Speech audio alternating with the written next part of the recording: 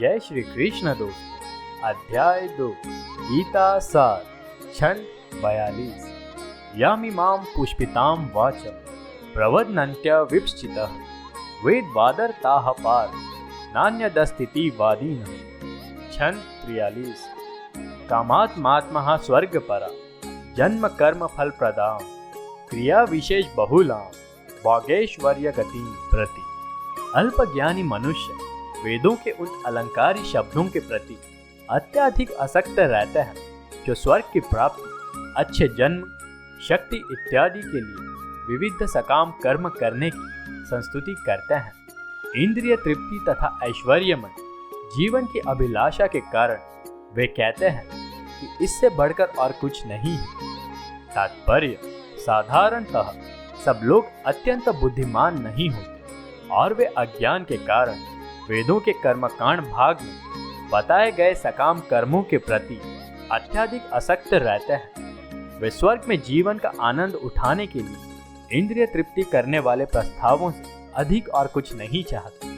जहां मंदिर तथा तरुणियां उपलब्ध हैं और भौतिक ऐश्वर्य सर्वसामान्य है, वेदों में स्वर्ग लोक पहुंचने के लिए अनेक यज्ञों की संस्तुति है, जिनमें ज्योतिष्टोम यज्ञ प्रमुख है। वास्तव में वेदों में कहा गया है कि जो स्वर्ग जाना चाहता है उसे ये यज्ञ संपन्न करना चाहिए, और अल्पज्ञानी पुरुष सोचते हैं कि वैदिक ज्ञान का सारा अभिप्राय इतना ही है।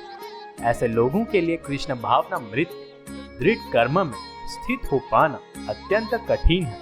जिस प्रकार मूर्ख लोग विषैले वृक्षों के फूलों के प्रति बिना ये जाने कि इस आकर्षण का फल क्या होगा आसक्त रहते हैं, उसी प्रकार अज्ञानी व्यक्ति स्वर्गिक ऐश्वर्य तथा तज्जनित इंद्रिय भोग के प्रति आकृष्ट रहते हैं। वेदों के कर्मकांड भाग में कहा गया है, अपाम सोमृता अभूम तथा अक्षयम वह चातुर्मास से याजिनः।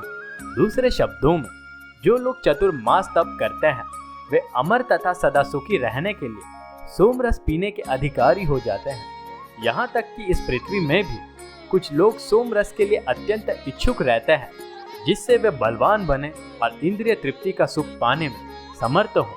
ऐसे लोगों को भव बंधन से मुक्ति में कोई श्रद्धा नहीं होती और वे वैदिक यज्ञों की तड़क भड़क में विशेष आसक्त रहते हैं। वे सामान्यता विषयी होते हैं और जीवन में स्वर्गिक आनंद के लिए अतिरिक्त और कुछ नहीं चाहते। कहा जाता है कि स्वर्ग में नंदन कानन नामक अनेक उद्यान हैं, जिनमें दैवी सुंदरी स्त्रियों का संग तथा प्रचुर मात्रा में सोमरस उपलब्ध रहता है। ऐसा शारीरिक सुख निसंदेह विषयी है। अतः ये लोग वे हैं जो भौतिक जगत के स्वामी बनकर ऐसे भौतिक अस्थायी सुख के प्रति आसक्त है। जय श्री कृष्ण दोस्तों।